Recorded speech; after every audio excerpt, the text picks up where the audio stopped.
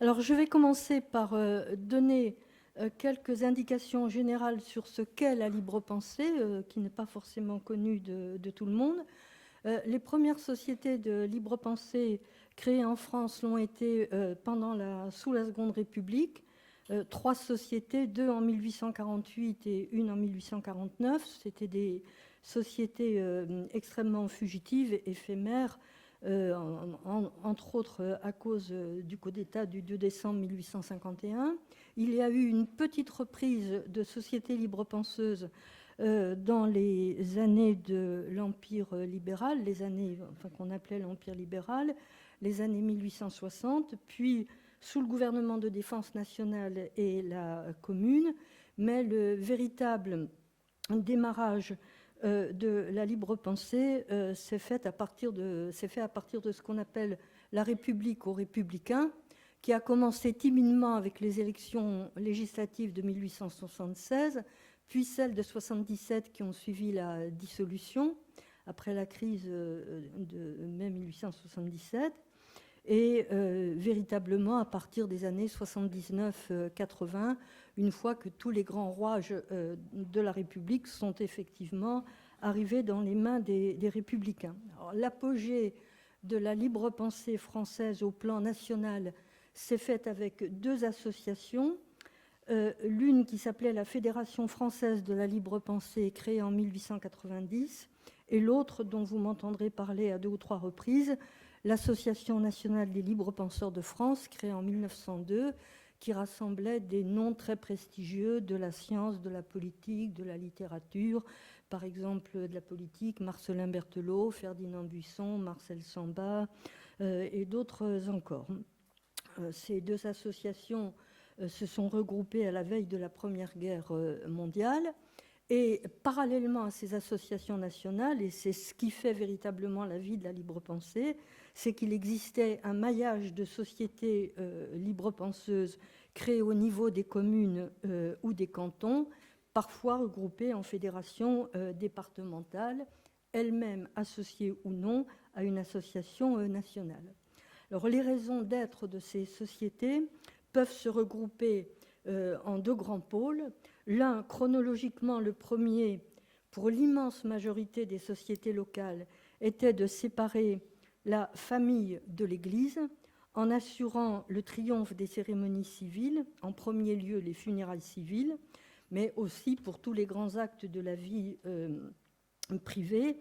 On reprend ici un mot d'ordre qui était apparu sous le Second Empire: pas de prêtre à la naissance, pas de prêtre au mariage, pas de prêtre à la mort.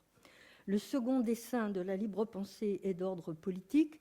La libre pensée se considère comme le fer de lance de la République et de la laïcité, parallèlement avec la franc-maçonnerie. Elle est un petit peu une version populaire de la franc-maçonnerie. Les cotisations y sont moins chères, ce n'est pas le même recrutement. Parallèlement aussi à la Ligue de l'enseignement et à la Ligue des droits de l'homme à partir du moment où celle-ci est créée en 1898. Alors primitivement républicaine au sens large, la libre pensée se déporte de plus en plus vers la gauche, devient radicale, puis socialiste et ultérieurement, éventuellement anarchiste et ultérieurement, comme on le verra, communiste. La libre pensée a été désorganisée, comme toutes les associations, par la Première Guerre mondiale. Elle s'est reconstruite péniblement d'ailleurs après ce conflit, et dans des situations, dans un contexte compliqué à cause de la scission intervenue au sein de l'Internationale et de la création du Parti communiste. Alors de nouveau, enfin on verra ça dans l'entre-deux-guerres, de nouveau une désorganisation avec la guerre, puis avec l'État français, et une reconstruction qui repart après la libération, et une scission qui intervient en 1895 quand les trotskistes lambertistes s'emparent en quelque sorte de l'intérieur de la Fédération nationale de la libre pensée. Euh, alors, mon problème pour la libre pensée dans l'Allier a été qu'il n'existe pas de dossier constitué autour de la libre pensée dans les archives départementales. Les sociétés de libre pensée apparaissent seulement dans des listes d'associations déclarées déposées en préfecture que Madame Véronique Poupin, directrice adjointe des archives départementales, a eu l'extrême amabilité de me communiquer, de même qu'elle m'a communiqué quelques articles de journaux scannés. Donc, en l'absence de ces dossiers, pour obtenir des renseignements sur les sociétés de libre pensée dans ce département, dans le Boubonnais, il faut se tourner vers la presse locale, essentiellement la presse de gauche. Donc, j'ai fait toute une série de sondages dans l'Allier républicain, dans le socialiste de l'Allier, dans le radical de l'Allier, dans le tocsin populaire, mais aussi du côté de la presse libre-penseuse nationale, parce qu'il existe une espèce de chronique de vie des fédérations où on peut relever des renseignements sur la libre-pensée, donc dans tel ou tel département. Il faut aussi se tourner vers des historiens spécialistes du Bourbonnais, comme Jean-François Viple et Georges Rougeron, sans oublier les travaux de sociologie religieuse de Gabriel Lebras et de Fernand Boulard, et les précieux témoignages d'Émile Guillaumin et de Daniel Alévi, avec les visites aux paysans du centre. Mais tout ce que l'on peut collecter dans les journaux et les ouvrages ne compense pas l'absence des statuts de société de libre pensée et surtout celle des listes de membres permettant d'analyser leur composition en termes de genre, d'âge et de profession. On relève cependant d'assez nombreux noms dans la presse à propos de la composition du bureau de telle ou telle société, ou bien à propos des enterrements civils, qu'il s'agisse des noms des défunts ou du nom des orateurs des dernières paroles, c'est-à-dire les gens qui faisaient les discours sur les tombes. Mais souvent, le patronyme est donné sans le prénom, ce qui ne facilite pas la recherche dans le dictionnaire Métron du mouvement ouvrier ou dans le dictionnaire anarchiste, toujours de Métron, et encore moins les recherches sur Google. Alors, je vous donne, pour le plaisir de l'anecdote, ma plus belle trouvaille sur Google. Je cherchais des renseignements sur un militant nommé Jacques Boire, et la réponse de Google a été « que boire avec les coquilles Saint-Jacques ». Je dois dire que ça a été assez étonnant. Alors, je dois préciser qu'il existe des archives de la libre pensée de l'Allier qui se trouvent à l'Institut de recherche et d'études de la libre pensée qui se trouve à Paris, à moins de 10 minutes de chez moi d'ailleurs, dont le président s'appelle Jean-Marc Schiappa, père de Marlène. Mais je n'ai pas utilisé ces archives et je ne les utiliserai jamais. Je vais vous expliquer pourquoi. Je suis obligée de le faire. Ça va me prendre quelques secondes. Quand l'IRELP a été créé en 1999, le journal La Raison, c'est le journal de la Fédération nationale de la libre pensée, le mensuel de la libre pensée, a signalé qu'avec, sous réserve de mon accord, je serais membre du comité scientifique. On me l'a demandé. Comme j'avais beaucoup utilisé les archives de la libre pensée, rue du Fossé Saint-Jacques à Paris, j'ai dit oui. On m'a demandé de participer à un colloque, j'ai dit oui. Et j'ai eu le malheur de dire dans ce colloque que si la libre pensée avait beaucoup compté dans l'histoire idéologique et intellectuelle de la France, elle n'avait pas toujours respecté la liberté de penser des gens qui ne pensaient pas comme elle. Et à partir de là, je suis devenue leur bête noire, et que je sois devenue leur bête noire donne ça, je tiens à vous le montrer. La Raison de juillet-août 2004, l'Alouette ne fait pas la libre pensée, 2 pages. 13 septembre 2004, je suis invitée à une émission sur France Culture pour parler de la libre pensée. Une personne que je ne connais pas, puisque la lettre n'est pas signée, écrit à la collaboratrice d'Emmanuel Laurentin qu'une recherche historique élémentaire démontre le caractère désinvolte et diffamatoire de mes travaux. Et donc, on demande à ce que je ne sois pas invitée, ou du moins que je ne sois pas invitée seule. Ça se termine avec mes meilleures salutations laïques sans signature. Et enfin, dans un livre, je ne cite que ces 3 choses-là, il y en a d'autres, dans un livre qui s'appelle « Les hommes du Vatican et leur bedeau politique », j'ai un article qui m'est réservé, où on peut lire les choses suivantes. Jacqueline Lalouette a rédigé un ouvrage sur la libre pensée, c'est son droit et c'est son stigmate depuis. Voilà. Et vers la fin, personne n'a contraint l'université française à la nommer professeure, à moins de vouloir par ce signe montrer son degré de débilité et de soumission. Bon, tout ça s'est terminé par une visite chez un avocat et par l'obligation pour la Fédération nationale de la libre pensée de mettre sur son site une lettre ouverte que j'avais envoyée à Jean-Marc Schiappa.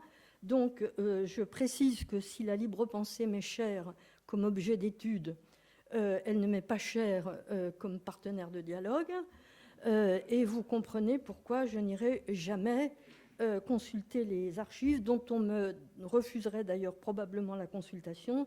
Ce sont des archives privées pour lesquelles il faut être inscrite, et on l'est si la direction veut bien qu'on le soit.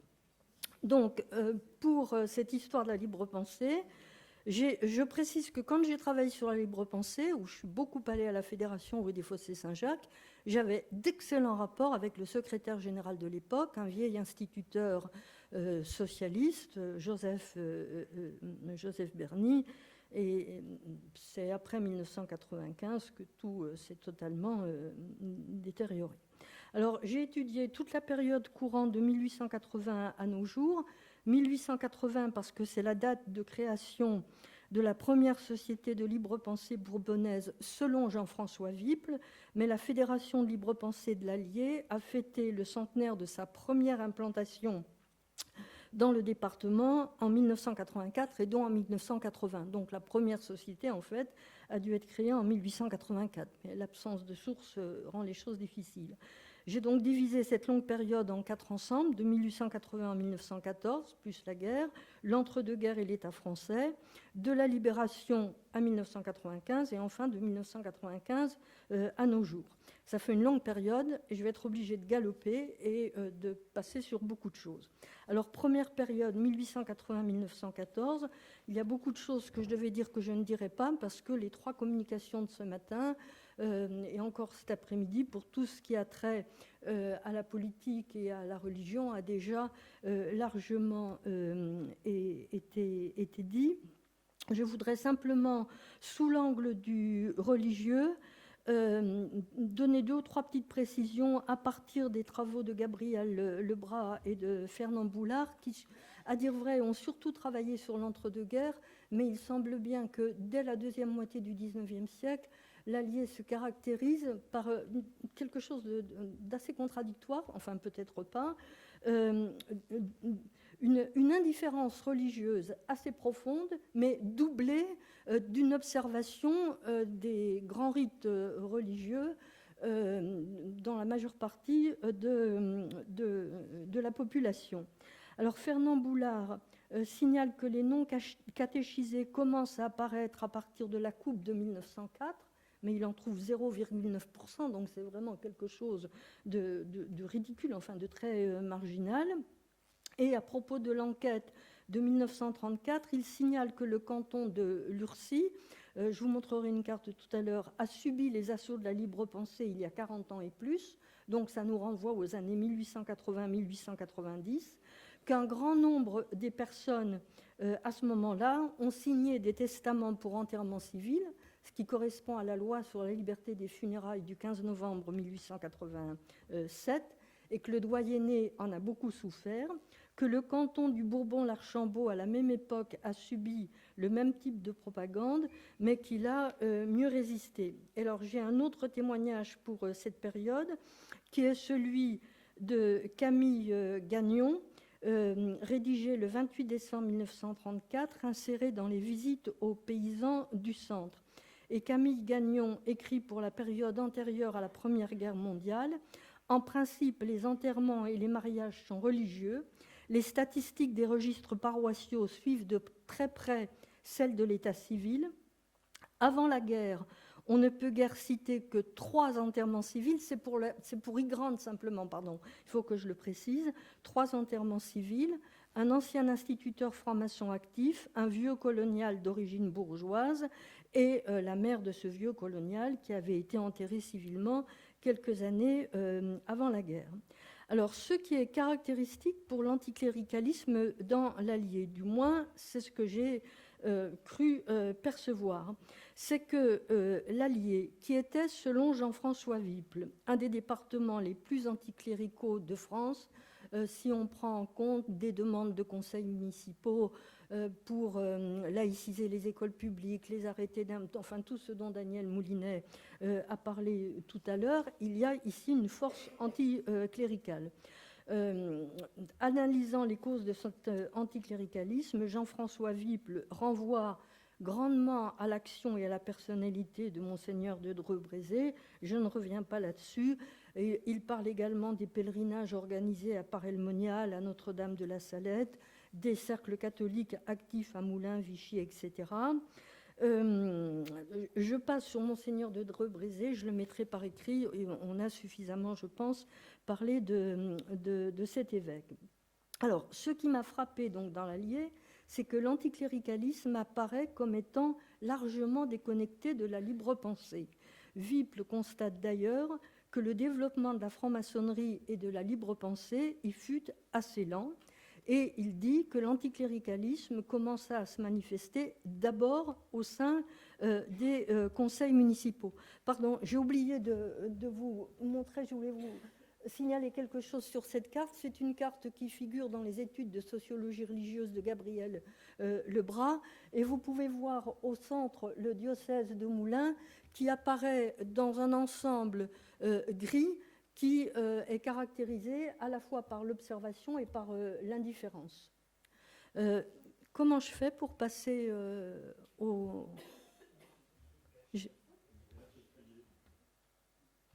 Voilà. Alors, parmi les formes d'anticléricalisme, je voulais en signaler quelques-unes. Alors, en 1884, Viple signale plutôt un charivari devant l'église de Domérat en 1884. Et surtout pour Domérat, je voulais vous montrer cette lettre absolument spectaculaire sur la façade de l'église, mais elle est faite apparemment de parties métalliques ou de gros clous qui ont été rentrés dans la pierre, mais je ne sais pas de quand date la position de ces lettres. Ah oui, pardon, excusez-moi. Et surtout, je suis à cheval sur deux chaises, et surtout à Domérat, vous avez une chose absolument extraordinaire. Alors comme ça vous dit rien. On est sur la place de Bacchus, et vous avez une statue de Bacchus posée sur 2 tonneaux, un couché, donc horizontal, un autre vertical, et je ne sais pas si vous arrivez à le voir, il y a la date de 1889 sur le tonneau. Mais si je prends cette place, ça s'appelle place de Bacchus. Mais il faut voir la prise de vue suivante. La prise de vue suivante, ça nous donne ça. C'est-à-dire qu'en 1889, on a jugé bon de dresser une statue de Bacchus juste devant l'église sur la place de Bacchus. C'est manifestement une forme d'anticléricalisme culturel assez marquée. Et puis, je voulais vous donner un autre cas. Ça, c'est l'église de Pierrefitte-sur-Loire, où... Alors je suppose, quand on trouve l'inscription Liberté, Égalité, Fraternité, elle a souvent été rajoutée en 1905. Donc là, je ne sais pas du tout quand cette inscription a été portée, mais elle est véritablement spectaculaire. J'en connais pas mal. En général, c'est quand même nettement plus discret et souvent mis en arc de cercle autour de la porte d'entrée. Alors, de même, dans les formes d'anticléricalisme, des bris de croix, Jean-Pierre Chantin en a signalé tout à l'heure, et en 1934, Daniel Halévy écrit « Qu'elles sont rares au bord des routes ces croix de pierre qui jadis rappelaient aux passants que la douleur même est sans prix, combien en ai-je rencontré ? Je me souviens d'une seule vers Ussel, aux lisières du Troncet, haute et fine, solitaire, et comme oubliée entre les arbres et les champs. On n'avait pas pris la peine d'aller si loin pour l'abattre. Vous voyez, toutes les autres avaient été abattues, celle-ci, trop périphérique, avait été... Alors, cet anticléricalisme qui est un anticléricalisme républicain, déconnecté de la libre pensée, me semble-t-il du moins, est tourné à la fois contre la religion, contre le clergé séculier et régulier, et par ailleurs, une fois qu'il est bien ancré dans le socialisme, guédiste ou blanquiste ou vaillantiste, il prend une tournure anticapitaliste, antimilitariste, pacifiste. Il y a un fort article de Pierre Lévesque dans le mouvement social qui étudie ces liens entre libre pensée et socialisme et tous les aspects que ça a pris. Alors, j'ai relevé dans le Tocsin populaire quelques extraits d'articles de journaux pour vous montrer comment s'exprime l'anticléricalisme au sens de non pas tourner contre l'ingérence du clergé dans la vie publique, mais contre les clergés en tant que personne, en tant que prêtre.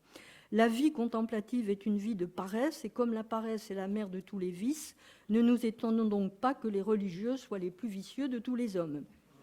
On trouve également, je vous donne quelques exemples comme ça, hein. Les religieux aiment les couleurs voyantes comme les sauvages, et par leurs dieux et leurs saints de costumes rouges, sang de bœuf et bleu de Prusse. Autre exemple, pourquoi je veux plus de corbeaux? Ben oui, j'aime pas cette engeance, ils sont trop noirs, et le sac qui les couvre abrite une conscience plus noire encore. Bon, on pourrait multiplier les exemples de ce genre. Alors, non seulement il y a un anticléricalisme socialiste déconnecté de la libre pensée, mais en outre qui prend en charge ou qui met en œuvre des actions qui normalement sont assurées par la libre pensée. Et à commencer par...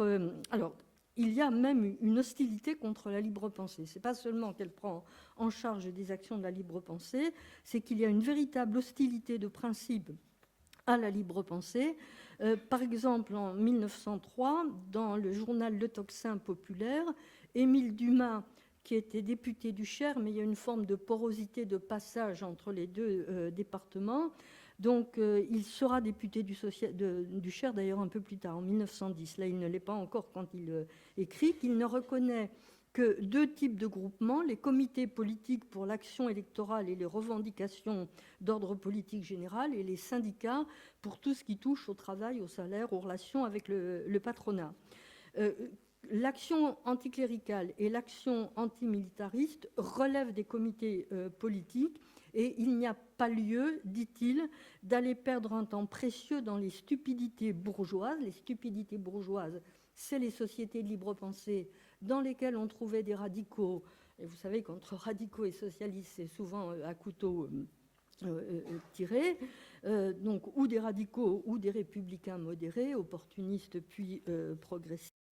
Donc, il ne faut pas aller perdre son temps dans ces sociétés. Ça paralyse la lutte de classe, et ça permet aux esclaves de la bourgeoisie, c'est-à-dire les progressistes et les radicaux, de satisfaire leurs ambitions et leurs intérêts personnels. Tout cela recoupe tout à fait les analyses de Claude Villard dans sa thèse sur les guédistes. Donc, ils prennent en charge, ces groupes socialistes ou blanquistes ou guédistes prennent en charge ce que la libre pensée fait normalement, à savoir les enterrements civils. Alors, Jean-François Wipp a relevé 210 enterrements civils entre 1906 et 1910, qui est, dit-il, la période d'apogée de la libre pensée dans l'Allier. Pour ma part, avec les différents sondages que j'ai faits dans les journaux, je suis à un nombre bien inférieur. J'ai repéré une trentaine d'enterrements civils, mais je n'ai fait que des sortes de carottages, donc une trentaine d'enterrements, et je n'ai pris que les enterrements un petit peu développés, où on a un extrait des discours qui ont été prononcés, et pas s'il y a une ligne enterrement civil ici ou là. Alors, dans ces discours d'enterrement civil, eh bien, on retrouve ces marques d'anticléricalisme, de soutien à la République, d'anticapitalisme. Alors, et j'ai été très frappée par je passe, hein, parce que sinon je n'aurai pas le temps de terminer. Tout ça, les exemples seront par écrit. Ce qui m'a frappée, c'est que lors des enterrements civils de personnalités vraiment notables et connues, comme Christophe Thivrier ou Jean Dormois, la libre pensée est manifestement absente. Pour Thivrier, on signale la présence de 10 000 à 12 000 citoyens, Rougeron dit même 15 000. Il y a de nombreuses délégations, de nombreuses couronnes, il y a des députés socialistes. Il n'est absolument pas fait mention de la libre pensée. De même pour Rougeron, le 4 décembre 1898, 30 000 personnes, tout le Conseil national du Parti ouvrier de France, Flessière, qui était un guédiste très connu, maire de Marseille, il y a même un télégramme du Reichstag, absolument aucune mention de la libre pensée. Ça, c'est quand même extrêmement frappant. Je vous dis, je passe sur tout ça. Alors, autre action menée par les socialistes qui habituellement relèvent de la libre pensée, ce sont des banquets du vendredi saint, qu'on appelle à l'époque les vendredis dits saints. Maintenant, les libres penseurs parlent du vendredi malsain.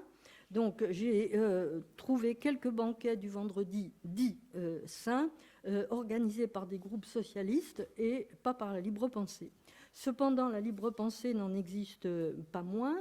Et d'ailleurs, après l'article d'Émile Dumas, un autre militant socialiste lui a répondu en disant premièrement qu'il y avait des tempéraments militants différents, que les uns étaient faits pour la politique, les autres pour les contestations économiques dans le syndicat, mais d'autres encore pour une lutte plus intellectuelle et plus idéologique. Et d'ailleurs, il disait à Émile Dumas que c'était une illusion puérile que de croire que les périls cléricales n'étaient pas le premier péril. Pour lui, tout dépendait du cléricalisme.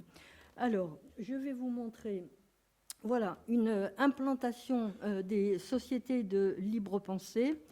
Les premières, alors Viple en signale 2 en 1880, mais je vous ai dit que cette date doit être fautive, à Montluçon et à Saint-Pourçain-sur-Sioule. Madame Poupin m'a transmis un papier sur lequel il est écrit que le cercle de libres penseurs de Saint-Pourçain ne fonctionne plus en 1894. Ça veut donc dire qu'il y a eu des créations qui ont été un petit peu branlicotantes, les sociétés se sont éteintes, se sont réanimées après. Donc, vous voyez que les sociétés de libre pensée se trouvent... Il y avait 4 arrondissements à l'époque, Moulins, Montluçon, Gannat et La Palisse. Cette carte que vous voyez, c'est assez intéressant parce que je l'ai prise sous un atlas que j'avais sous la main chez moi, et c'est un atlas de 1864. Vous voyez que j'ai dû rajouter des noms au stylo qui ne figurent pas sur cet atlas, et notamment ne figuraient pas Commentry. Ça renvoie à ce qui a été dit ce matin, ne figure ni Commentry ni Vichy. Donc vous avez des sociétés qui se trouvent dans l'arrondissement de Montluçon, dans tout le secteur justement industrialisé Montluçon-Commentry, avec l'extension de Domérat dans la région viticole. Ça, c'est quelque chose de bien connu. Dans toutes les régions viticoles, il y a une orientation contestataire, républicaine, socialiste, etc. Dans l'arrondissement de Moulins, vous avez tout au nord, alors les 2 cantons dont Fernand Boulard a parlé, là où il y a un point noir, c'est qu'il y a une société. Donc tout au nord, vous avez Lurcy-Lévis, et au sud de Lurcy-Lévis, vous avez Bourbon-l'Archambault. Bon, ensuite, vous voyez Moulins, Besson, c'était Besson-Brenay, Tronget et Bussière. L'arrondissement de La Palisse est plus pauvre, avec Dompierre-sur-Bèvre, Saint-Germain-des-Fossés, dont je ne vous ai pas parlé, mais j'en parlerai par écrit, et puis Bellerive, et puis enfin dans l'arrondissement de Cusset, et dans l'arrondissement de Gannat, Saint-Pourçain, Vichy et Bellerive. Il me semble que c'est une médiocrité numérique. J'ai d'autres départements pour lesquels l'implantation des sociétés est quand même nettement plus importante. Et cette médiocrité numérique est confirmée par les propos d'Émile Guillaumin, rapportés par Daniel Halévy. Daniel Halévy dit qu'en quand il voit une des dernières fois Guillaumin à Ygrande en 1934.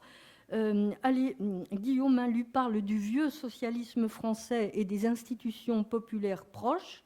Il mentionne les coopératives, les syndicats, les associations éducatives, mais il ne parle pas des sociétés de libre pensée, sauf si pour lui ça faisait partie des associations éducatives. On peut aussi se tourner vers Fernand Boulard, qui parmi les principaux, c'est une citation, les principaux obstacles au bien, mentionne le socialisme et les idées avancées, mais ne mentionne pas, sauf dans le passage où il signale les cantons de Lurcy et de Bourbon, ne mentionne pas spécifiquement les sociétés de libre pensée. Alors, dans la presse, j'ai recueilli un certain nombre d'informations sur la vie des sociétés. Là aussi, je suis obligée de passer vite. Alors, soit qu'il s'agisse des réunions générales des différentes sociétés, alors la vie, les renouvellements de bureaux, l'élection des secrétaires, etc., etc. Parfois des causeries. Par exemple, en 1911, à Moulins, il y a une causerie sur l'influence des religions fanatiques d'un autre temps. Alors, ce qui est intéressant pour la vie de la libre pensée de l'Allier pendant cette période 1880-1914, c'est la création en 1904 d'une fédération qui comptait, dit Jean-François Viple, 22 sociétés. Moi, en raclant les fonds de tiroir, je n'en ai trouvé que 19. Et encore, la société de Saint-Pourçain a refusé d'y adhérer, car, dit-elle, elle ne voulait pas devenir un parti politique. La fédération de l'Allier a-t-elle adhéré à une fédération nationale? Je n'en sais rien. Je n'en ai pas trouvé trace dans les sondages que j'ai faits dans le bulletin de correspondance de la Fédération française de la libre pensée. En revanche, lors de quelques enterrements civils, l'orateur des dernières paroles des positivistes de Cusset a présenté les condoléances à la famille au nom de la société et au nom de l'Association nationale des libres penseurs de France. Donc les positivistes de Cusset, en tant que tels, s'étaient rattachés apparemment directement à cette association nationale. D'ailleurs, lors du congrès universel de la libre pensée qui s'est tenu à Rome en 1904, parmi les particuliers qui sont allés à Rome, il y avait un habitant de Cusset et un habitant de Saint-Hilaire dans le canton de Bourbon-l'Archambault. Et il y avait le Mazet, je n'ai pas bien compris si Mazet était un nom de commune ou le patronyme d'une personne. Je n'ai pas bien compris. Alors, cette fédération tenait des congrès relativement régulièrement, dont j'ai trouvé trace dans la presse. Donc, en 1909, on y traite de la libre pensée et du syndicalisme, et puis de la libre pensée et du socialisme. La plupart des sociétés qui existaient à l'époque étaient représentées, mais il y en avait quand même 5 qui s'étaient fait excuser, ce qui veut dire qu'il y avait sans doute pas assez de militants ou pouvant dégager du temps pour y aller ou suffisamment investis pour s'y rendre. Mais une des activités principales des sociétés de libre pensée était, bien sûr, comme je vous l'ai déjà dit, d'organiser les enterrements civils. Or, dans la presse, j'ai trouvé beaucoup moins de mentions d'enterrements civils assurés par la libre pensée que d'enterrements civils assurés par des groupes socialistes révolutionnaires. Et alors, on trouve exactement les mêmes types de discours, c'est-à-dire un discours républicain. Celui qui vient de mourir était un fervent républicain. Et on ne trouve pas, mais enfin, comme j'ai travaillé sur un petit nombre d'enterrements, c'est peut-être pas significatif. Je n'ai pas relevé dans les quelques discours d'enterrement civil avec la libre pensée de discours anticapitalistes comme j'ai pu en trouver pour les enterrements civils assurés par les groupes révolutionnaires. Tout ce qu'on peut mentionner en plus, c'est que à Saint-Yor, en 1903, le cercueil du défunt assuré par la libre pensée de Vichy est entouré d'un drap rouge, ce qui veut dire que la société a son drap mortuaire, ce qui était le cas de très nombreuses sociétés de libre pensée en France. qui avait un drap qui était souvent rouge, parfois noir, parfois vert, parfois violet. C'était assez souvent rouge ou noir. Et alors, bon, c'est pareil, là je passe tous ces exemples. Et aux enterrements civils, il faudrait rattacher les cimetières et la symbolique ou les inscriptions libre-penseuses, parce qu'il y avait une symbolique particulière sur les tombes. Enfin, j'ai fait beaucoup de promenades dans les cimetières de France et de Navarre. Ce qu'on trouve souvent sur les tombes de la libre-pensée, c'est le triangle, c'est-à-dire en fait le niveau, qui renvoie à l'idée d'égalité. Parfois une pensée, mais la pensée se trouve aussi sur d'autres tombes pour signaler l'affection ou la pensée au sens strictement symbolique du terme. On trouve parfois également deux mains jointes, et là, il faut, en signe de solidarité, et là, il faut arriver à décrypter les mains, voir si c'est des mains de solidarité ou des mains de retrouvailles dans l'éternité, comme j'ai pu parfois en voir. Alors, comme je ne me suis pas promenée dans les cimetières de l'Allier, mais je pense que ça serait très intéressant d'aller notamment à Montluçon et à Commentry, bien qu'avec le relèvement des sépultures, beaucoup de choses aient dû disparaître. La seule mention précise que j'ai trouvée, c'est sous la plume de Georges Rougeron, dans les cahiers du Bourbonnais en 1985. Il signale une tombe de Dompierre sur Bèbre, celle d'un homme nommé François-Joseph Péjoux, mort en 1899, qui portait l'inscription « Il fut libre-penseur ». Et Rougeron signale dans son histoire de Commentry et des Commentriens que les croix commencent à disparaître progressivement sur les sépultures, mais il ne dit pas au bénéfice d'autres symboles. Alors, la libre-pensée organise également donc, les banquets du Vendredi Saint, dit Saint. Elle organise des réunions et des conférences. Donc, il y en a deux qui m'ont paru particulièrement intéressantes. C'est deux conférences contradictoires à Montluçon.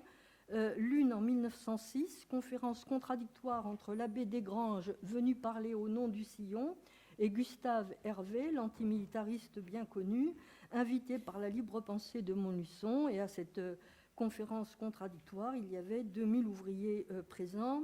Et dans un livre de Jean-Charles Varenne, c'était hier en Bourbonnais, en 1907, une conférence contradictoire, là encore avec l'abbé Desgranges et le syndicaliste révolutionnaire Victor Griffuels, toujours à l'invitation conjointe de la libre pensée de Montluçon et du Sillon. C'est assez intéressant. Par ailleurs, les sociétés de libre pensée s'adressent aux municipalités pour faire triompher leurs idées, par exemple interdire les processions. La société de libre pensée de Lurcy-Lévy demande à la municipalité de faire interdire les processions, ce qui est fait en 1905. Dans un livre consacré au pèlerinage de Notre-Dame de Saint-Germain-des-Fossés, l'abbé Belot continué par l'abbé Briot, continué par l'abbé Belot, il est écrit qu'en juillet 1905, quelques monomanes de la libre pensée tentent de faire interdire la profession. Intéressant aussi, janvier 1909, à La Palisse, le maire donne lecture d'une lettre de la Société de libre pensée, donc de La Palisse, qui demande, premièrement, l'enlèvement des croix existant sur le territoire de la commune, deuxièmement, l'installation d'un buste de la République dans la salle de la justice de paix, troisièmement, c'est le plus intéressant, l'effacement de l'inscription, ce qui avait été porté sur la tombe du maréchal des logis Le Maire, tué lors du coup d'État du 2 décembre 1851. On avait inscrit sur la stèle de sa sépulture « Mort pour la défense de l'ordre et de la société ». La Société de libre pensée demande que cette inscription soit effacée et la mairie l'a fait effacer par hostilité à tout ce qui se passait, bien sûr, sous le Second Empire. Je crois que j'ai accompli mon temps, en fait. Où est Annie ? Il m'aurait fallu 1 heure de plus, en fait. Alors, je vais juste vous dire rapidement, dans l'entre-deux-guerres, ce qui m'a paru intéressant, indépendamment de la désorganisation dont je vous ai déjà parlé tout à l'heure, c'est qu'il y a, au niveau national, constitution d'une libre pensée communiste, qui prend en 1932 d'ailleurs le nom d'Association de travailleurs sans Dieu, à laquelle Aragon a appartenu. Et la Fédération de la libre pensée de l'Allier semble tenter par cette affiliation communiste, enfin j'ai lu les différents articles dans le journal La lutte prolétarienne, qui est l'organe de cette libre pensée communiste, donc j'ai relevé un certain nombre d'articles entre 1931 et 1932, donc que ce soit la Fédération de la libre pensée ou que soit la Société de Moulins, pour laquelle il y a un certain nombre d'articles, manifestement, la tentation communiste est très grande. Et en 1931, au congrès de Saint-Pourçain sur Sioule, on dit qu'on va soumettre à un prochain congrès la question de savoir si la Fédération de la libre pensée de l'Allier doit s'affilier à une fédération nationale, et en l'occurrence à la Fédération nationale dont le fonctionnement répondra le plus exactement possible à ses aspirations. Malheureusement, il y a un trou dans la collection de la Bibliothèque nationale d'avril 1932 jusqu'à la fin de 1933. Donc la réponse doit se trouver dans ces années-là. De même que j'ai eu des refus de consultation de journaux libre-penseurs pour l'entre-deux-guerres, incommunicables et refus d'autorisation exceptionnelle parce que le papier est trop abîmé. Donc, je passe sur tout ça. Alors, je voudrais simplement dire deux mots sur ce qui s'est passé sous l'État français et après la libération. Alors, en principe, sous l'État français, il y a des lois qui ont visé spécifiquement la franc-maçonnerie et des lois qui ont visé les sociétés qui pouvaient nuire à la sûreté de l'État. Spécifiquement, les libres pensées n'étaient pas mentionnées en tant que telles. On sait qu'il y a beaucoup de loges qui ont été dissoutes, le SNI en a souffert, la Ligue des droits de l'homme, la Ligue de l'enseignement. Rougeron, et Madame Poupin m'a transmis d'ailleurs le décret, mentionne dans ses viples qui mentionne la dissolution de la Société de Bourbon-l'Archambault en avril 1942. Et Rougeron dit que c'est probablement par assimilation à la franc-maçonnerie que cette dissolution a eu lieu à Bourbon-l'Archambault. Bref, de toute façon, la libre pensée est complètement en sommeil et beaucoup, je l'avais observé pour ma thèse, beaucoup de militants ont caché leurs archives, voire ont détruit leurs archives par peur de se voir poursuivre pour association à des sociétés qui n'avaient pas l'air de plaire à Vichy. Donc la libre pensée redémarre à partir de 1947 sous la houlette de deux militants anarchistes, Auboire et Minet. Mais Auboire tombe malade, le vrai redémarrage se fait en 1956. Donc la fédération est assez active dans les années 1950, 1960. Ça décline, ça redémarre un petit peu dans les années 84, 85, 86. Ensuite, j'ai laissé un blanc. J'ai repris en 1994, il n'y a pratiquement rien. J'ai repris en 2005-2006, dans la chronique des fédérations, l'Allier n'apparaît jamais. J'ai repris en 2015-2016, pareil, ça n'apparaît jamais, mais la fédération de la libre pensée existe bel et bien. Mais apparaît la scission de 1995 lorsque les trotskistes lambertistes de l'intérieur ont conquis la libre pensée nationale, de même qu'ils ont conquis FO et d'autres groupements. Et actuellement, dans l'Allier, il existe deux fédérations de libre penseuses, celle qui est rattachée à la Fédération nationale de la libre pensée. Alors j'ai vu qu'elle a des actions communes avec des fédérations de toute la région, de ce qu'on appelait autrefois la région Auvergne-Rhône-Alpes, des actions de protestation contre la politique de Vauquier, contre ceci, contre cela. Cette fédération est très proche de la France insoumise.